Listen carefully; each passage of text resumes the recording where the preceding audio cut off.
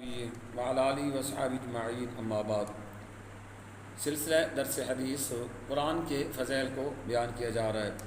حضرت خالد بن معدان رضی اللہ تعالی عنہ سے کہ انہوں نے فرمایا کہ نجات دینے والی سورت پڑھا کرو۔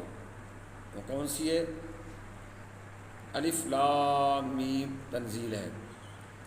فرماتے کہ مجھے خبر ملی ہے کہ ایک شخص یہ سورت پڑھتا تھا الف لام میم تنزیل، تو اس کے سوا وہ کچھ نہیں پڑھتا تھا۔ وہ بڑا گناہ گار تھا، سیاہکار تھا، اور اس سورت کو وہ روزانہ پڑھتا تھا۔ تو جب وہ آدمی فوت ہوا تو اس سورت کی وجہ سے اللہ تعالیٰ جل جلالہ نے اس کی بخش فرما دی۔ وہ کس طرح کہ وہ آدمی جب قبر میں گیا تو سورت الف لام میم تنزیل جو ہے اس کے اوپر آئی اور پر بنا کر کھڑی ہو گئی اور عرض کرتی یا اللہ، یہ مجھے پڑھتا تھا دنیا میں اس کی شفاعت کرتی ہوں، میری شفاعت کو قبول فرما۔ اگر میں قرآن میں موجود ہوں تو میری شفاعت کو قبول فرما، اگر میری شفاعت قبول نہیں کرے گا تو مجھے اس سے قرآن سے نکال دے۔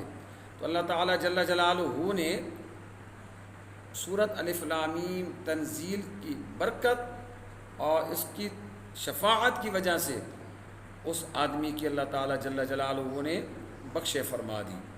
یعنی کتنی یہ فضیلت والی صورت ہے کہ مرنے والا جب قبر میں جاتا ہے تو یہ صورت پرندے کی شکل میں نمودار ہوتی ہے اور آدمی کے اوپر آ کر پر پھیلا کر کھڑی ہو جاتی ہے اور اللہ کی بارگاہ میں عرض کرتی ہے اے اللہ، میں اس کی شفاعت کرتی ہوں، میری شفاعت کو قبول فرما۔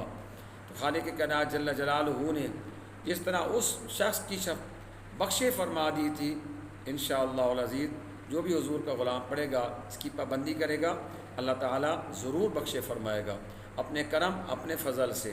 اور سورہ ملک کی بھی یہی فضیلت ہے کہ وہ بھی قبر کے سرانے آتی ہے اور اپنے پڑھنے والے کی شفاعت کرتی ہے۔ یہ قرآن کی صورتیں ہیں مختلف جن کے فضائل کمالات موجود ہیں، اور جتنا آپ آسانی سے قرآن پڑھ سکتے ہیں اس قرآن کو پڑھنا چاہیے۔ تو خلاصہ کلام یہ ہوا کہ سورہ الف لام میم تنزیل قبر میں جب آدمی جاتا ہے تو اس کے اوپر پر پھیلا کر کھڑی ہو جاتی ہے اور اللہ کی بارگاہ میں شفاعت کرتی ہے۔